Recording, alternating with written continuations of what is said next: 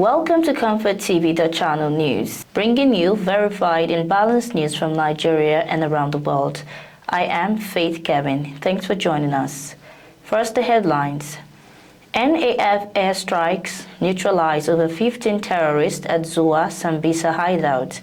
APC opposition clash over federal government's revenue growth claim. 1,364 West African children recruited by terrorists. 14,000 schools shot. NARD insists on strike, says over 2,000 doctors owed. EFCC attributes hardship, insecurity, others to political fraud. On business news, Israel vows to inflict biblical plagues on Yemen's Huthis. On sports, Colombian footballer slaps female referee after he's shown red card. Now the news. The Nigerian Air Force (NAF) said its air component under the Joint Task Force Northeast of Operation Hadinkai has neutralized over 15 terrorists in Zua Sambisa forest. Director of NAF Public Relations, Air Commodore Ehimen Ejodame, who made this known on Thursday, said the air assault demonstrated the NAF's precision, reach, and resolve in the fight against terrorism. He said on the 3rd of September 2025, a carefully planned and executed air interdiction mission struck a newly identified terrorist enclave west of Zua in the Sambisa general area. Acting on credible intelligence and confirmatory surveillance, the mission targeted hideouts harboring fighters and commanders responsible for recent hostilities around Bita. The strikes proved devastating, neutralizing over 15 terrorists and demolishing key structures critical to their operations. This latest success underscores the NAF's unwavering commitment to safeguarding the lives and property of Nigerians while supporting ground troops in joint operations to dismantle terrorist networks. The Nigerian Air Force continues to stand as a symbol of vigilance, professionalism, and decisive air power in defense of national security.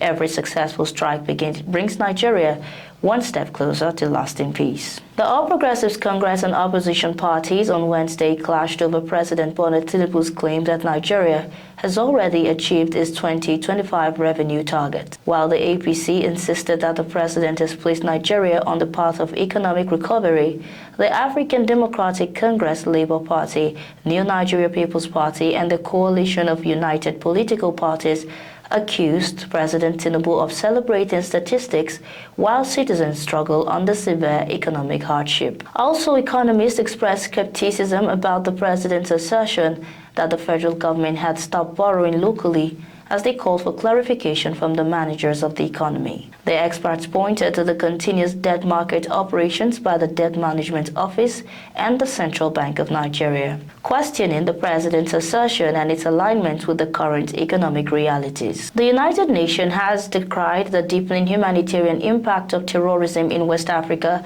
and the Sahel, revealing that 1,364 children were recruited by armed groups in 2024, while more than 14,000 schools were shut due to insecurity. UN Under-Secretary General and Special Representative of the Secretary General for West Africa and the Sahel, Leonardo Shimao, disclosed this at the Regional Conference on Combating Emerging Terrorist Groups and Strengthening Sustainable Security in the ECOWAS region and the Sahel in Abuja.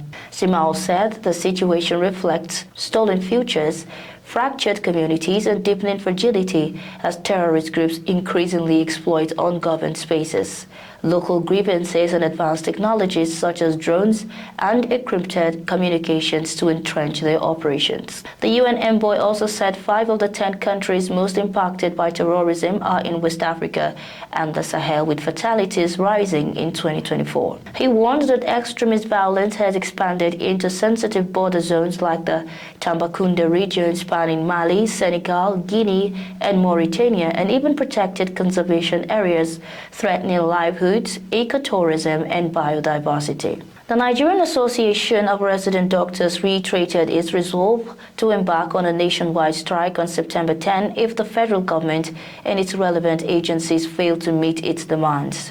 The president of NARD, Dr. Tokbel Sundara, disclosed this in an exclusive interview with our correspondent. He said the association met with the federal government on but he said the association met with the federal government, but the discussions yielded no positive outcome. Recall that earlier this week, NARD issued a 10-day ultimatum to the relevant government agencies, warning that its members would commence strike action if their demands were not addressed. The negotiations are expected to cover remuneration, working conditions, professional development, and the welfare of health workers. The First Lady of Ekiti State, Dr. Olayemi Oyebanji, has vowed to ensure justice for Mrs. Modupe Alasin, a housewife allegedly murdered by her husband after a domestic dispute in Efon Alaye area of the state. In the incident that occurred late August, Alasin was allegedly mercilessly beaten by her husband over lateness to farm. Few minutes later, he reportedly ordered her to fetch water from a nearby stream, but she slumped and died in the process. The Ekiti Police Command spokesman SP Sunday Abutu confirmed the arrest of the husband. In a statement shared on X, the First Lady expressed sadness over Alasin's death. NYSC announced that 2025 Batch B Stream 2 registration will commence on Monday, 8 September 2025. The post, however, didn't state when the registration exercise would end. Recall that the NYSC is a scheme established in Nigeria in 1973 by the military administration of General Yakubu Gowon, as part of post-Civil War reconciliation efforts with the aim of fostering national unity and integration amongst young Nigerians. The Economic and Financial Crimes Commission, EFCC, has linked the economic and security challenges facing the nation to the embezzlement of public funds by dubious politicians. Chairman of the EFCC, Mr. Olaolu Kayode, who stated this at the annual conference of the Association of Communication Scholars and Professionals of Nigeria in Delta State, urged Nigerians to imbibe the culture of transparency and accountability. The anti-graft chairman was represented at the event by Mr. Williams Osegale, an assistant commander and head of public affairs, Benin Zonal Directorate of the Commission. In his keynote address, the EFCC boss said that good governance could be attained if Nigerians collectively play their roles as good citizens. A fatal boat accident has claimed 29 lives, 2 missing, while 50 others rescued in the Bogo local government area of Niger State. According to findings, the boat accident occurred at Gausawa in the Malale area with 90 people on board. It was further gathered that the boat took off from Tugansule in Shogunu Ward with mostly women and children on board and was going to Doga for a condolence visit. An eyewitness account reveals that the boat was filled when they left Tungasule, but the problem started at Gausawa and the boat capsized immediately. The Director General of the Niger State Emergency Management Agency in Sema, Abdullahi Baba Ara, confirmed the incident, saying that they received a report of the boat accident in the community. The Northern Elders Forum, NEF, has called on President Bola Tinubu to declare a state of emergency in northern Nigeria, citing the extraordinary scale of insecurity and the government's constitutional obligations to protect lives. The forum pointed out that government security agencies are overstretched, underfunded, and sometimes compromised, leaving citizens vulnerable, all of which erode public trust. In a communique signed by its spokesperson, Professor Abubakar Jika Jidere, the forum expressed grave concern over the spate of violent attacks, abductions, and killings across the region, warning that continued inaction could threaten Nigeria's stability and regional peace. The NEF recalled the 19th August attack on a mosque in Ungwan Mantau village, where armed assailants killed at least 27 worshippers during early morning prayers, leaving 7 injured and displacing hundreds. It also condemned the execution of 35 abductees in Zamfara State despite ransom payments, as well as 2 separate attacks in Kaduna State's Kauru and Kudan local government areas, which left 8 dead and 8 others severely injured. Jidera said these incidents are not isolated cases and instead are part of a persistent pattern of organized criminal violence and banditry that have claimed thousands of lives, displaced hundreds of thousands of citizens, undermined food security, crippled economic activity, and inflicted deep psychological and social trauma on individuals and several communities. Football enthusiasts will be required to pay 3,000 naira and 1,000 naira to attend the highly anticipated 2026 FIFA World Cup qualifying match between Nigeria's Super Eagles and Rwanda's Amavubi on Saturday at the Godswill Akpabio Stadium in Uyo. Tickets for the VIP section will be priced at 3,000 naira, while general admission seats will be available for 1,000 naira. Sales will commence on Friday morning at designated locations throughout Uyo. Alizo Chuks, the Nigerian Football Federation's Director of Marketing and Sponsorship, emphasized on Wednesday the importance of ticket integrity. The NFF Security Committee has declared a zero-tolerance policy towards ticket fraud this time around. Chuks advised fans to purchase tickets only from authorized vendors, stressing that all tickets will be verified at the entrance. In preparation for Saturday's clash, the Amavubi team arrived at Victor Atta International Airport, Uyo, at 5:28 p.m., led by Fabrice Shema Agoga, the newly elected president of the Rwandan Football Association. They were warmly welcomed by representatives from the local organizing committee and are currently residing at the Ibom Hotel and Golf Resort in Uyo. Peter Obi, the 2023 presidential candidate of the Labour Party, has criticized President Bola Tinubu's decision to impose a 5% tax on all refined fuel sales. Obi, in a post, argued that this move will further burden Nigerians who are already struggling with transportation costs. The opposition leader questioned the prioritization of revenue generation over citizens' welfare, suggesting that excess revenues should fund education, healthcare, and poverty reduction. He emphasized that leadership should focus on reducing suffering and showing care and compassion rather than imposing burdens. The House of Representatives underscored the urgent need for parliaments across the African continent to strengthen legislative oversight on public debts.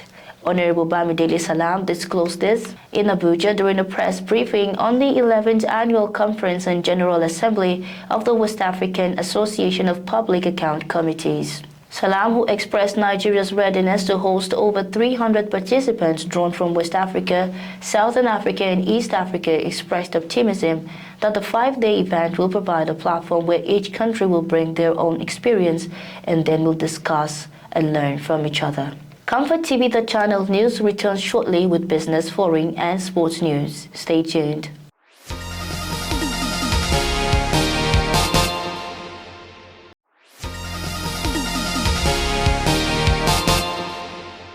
Many thanks for staying tuned. This is ComfortTV.channel news. On business, Nigeria's information and communication technology (ICT) sector is on course to outperform oil and gas as the country's biggest revenue earner by 2027, according to the Minister of Communications, Innovation and Digital Economy, Dr. Bosun Tijani. Speaking at the opening of the GTEx Nigeria Tech Expo and Future Economy Conference in Lagos, Tijani said ICT already contributes between 16 and 18% of gross domestic product, GDP, and is projected to rise to 21% within 2 years. This, he added, makes the sector the fastest growing contributor to Nigeria's economy, cutting across agriculture, education, manufacturing, and governance. The minister highlighted federal government initiatives aimed at supporting the sector's growth, to include Project Bridge, a 90,000-kilometer fiber backbone to connect every state and local government, the 3MTT program described as the world's largest digital skills initiative, and the forthcoming National Digital Economy and New Governance Bill, which he said will strengthen trust and accountability. In his welcome remarks, Lagos State Governor Babajide Sanwo-Olu described Lagos as the rightful capital of technology in Africa. He recalled that the state pioneered digital revenue collection 20 years ago with Oracle technology and has since developed into Africa's innovation nerve center and a launchpad for Africa's tomorrow. Sanwo-Olu said Lagos is building a data-driven government where policy decisions respond to real-time insights, stressing that diversity fuels the state's resilience and creativity. GTEx Nigeria, West Africa's largest technology gathering, brings together industry leaders, policymakers, investors, and startups to explore digital transformation across multiple sectors. Israel's defense minister vowed Thursday to inflict the biblical 10 plagues of Egypt on Yemen's Houthi rebels after they stepped up their missile attacks against Israel. He was referring to the 10 disasters that the book of Exodus says were inflicted on Egypt by the Hebrew God to convince the Pharaoh to free the enslaved Israelites Early on Thursday, the Israeli army said a missile fired from Yemen struck outside Israeli territory a day after it intercepted 2 Houthi missiles. The Houthis military spokesman Yahya Sari said the rebels had targeted Tel Aviv's Ben Gurion airport with a ballistic missile. The Iran-backed Houthis have vowed to step up their attacks on Israel after their prime minister and 11 other senior officials were killed in Israeli airstrikes last week. The Houthis have launched repeated drone and missile attacks against Israel since the Gaza war erupted in October 2023, saying the launches are in support of the Palestinians. Israel has carried out several rounds of retaliatory strikes in Yemen, targeting ports, power stations, and the international airport in Sana'a, the rebel-held capital. Still on the foreign scene, Russian President Vladimir Putin said the conflict with Ukraine would continue if no agreement is reached with Kiev. Putin was once again confident of victory in Beijing. Russian troops, he said, are successfully advancing everywhere on the front. The reserves of the Ukrainian armed forces are exhausted, according to the 72-year-old. Russian troops have been advancing slowly in eastern Ukraine, and recently Ukraine has mounted some successful counterattacks which have led to the recapture of individual towns and villages. Putin also again questioned Ukrainian President Volodymyr Zelensky's legitimacy to conduct negotiations, repeating his argument that the Ukrainian leader's regular term of office expired in 2024. Zelensky continues to lead Ukraine under martial law, which allows him to remain in office beyond his expired term in line with the constitution. And on sports, Colombian footballer Javier Bolivar is facing widespread criticism after slapping referee Vanessa Ceballos during a midweek clash between Real Alianza Cataquera and Deportivo Quique. The incident unfolded in the 66th minute when Bolivar, who was off the pitch, was shown a red card by Ceballos. Before she could fully raise the card, he confronted her and, while turning away, struck her across the face with his right hand. Ceballos reacted angrily, attempting to kick Bolivar before being held back.